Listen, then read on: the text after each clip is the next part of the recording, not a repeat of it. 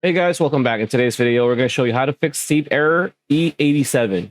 Are you looking for a quick guide how to fix Steam error E87? Stay tuned because this video is for you.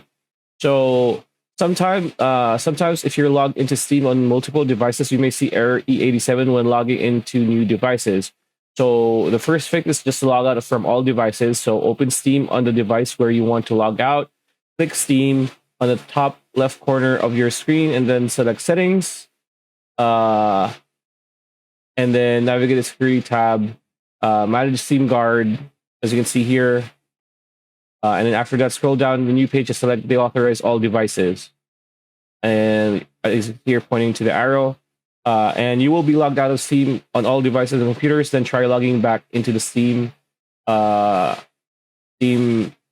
that you want to log in the device you want to log in.